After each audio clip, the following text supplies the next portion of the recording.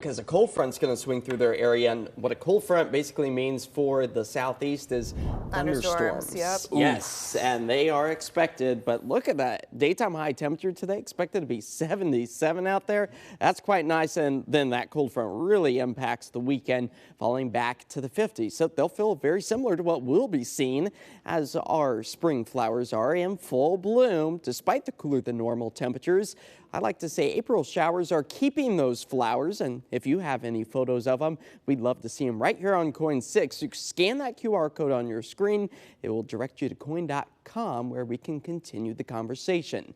Right now, a live look out over downtown Portland where some of those light rain showers are still falling. Our current temperature holding steady at about 50 degrees, expecting to fall back into the upper 40s by the time we get to the mid-morning hours, and then we'll hold on to that rain potential until about lunchtime. Then we slowly start to dry things out, and we might even be able to see just a few sun breaks. With satellite and radar showing that a drying trend is starting to work its way back into the metro area, as much of the I-5 corridor still continues to see that widespread rain. Snow all found over the highest of the peaks over the Cascades, above about 5,000 to 6,000 feet. And that's going to be the trend that we continue to hold on to well into the weekend, the beginning of next week. That's a good indication of warmer temperatures to come, although we will still be sitting below average. Due to this trough taking aim at much of the Pacific Northwest, it's going to continue to track its way off to the east. But this is our front that's impacting us right now.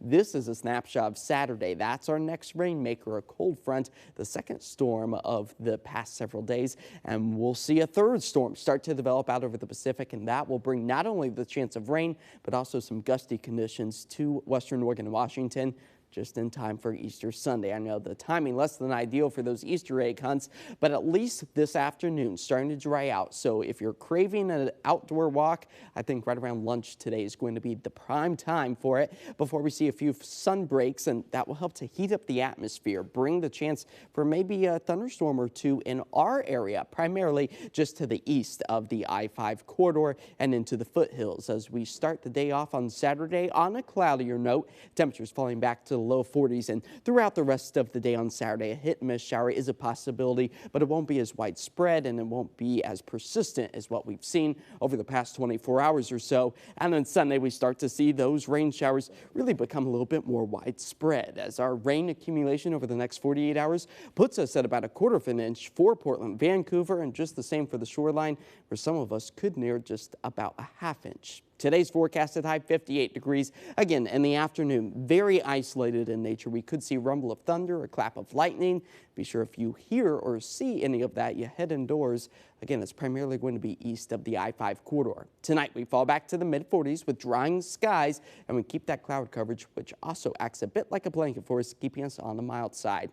But the Easter weekend is upon us for Holy Saturday, expecting to see temperatures back up to about 59 degrees for Easter Sunday itself. It will be 60 with those breezy conditions, and also the wet weather pretty persistent, so it will be a soggy Easter egg hunt for many of us as we hold on to those warmer than what we have seen temperatures. That will put us exactly where we should be for this time of year. But as we dive our way into next week, not only do we see the wet weather continue, but also those below average temperatures. By then, our normal temperature should be right around 62 degrees or so, and that will be well off as our early morning lows also fall back into the upper 30s. At least drier skies are a possibility come Wednesday into Thursday. Ken? All right. Thank you very much, Josh.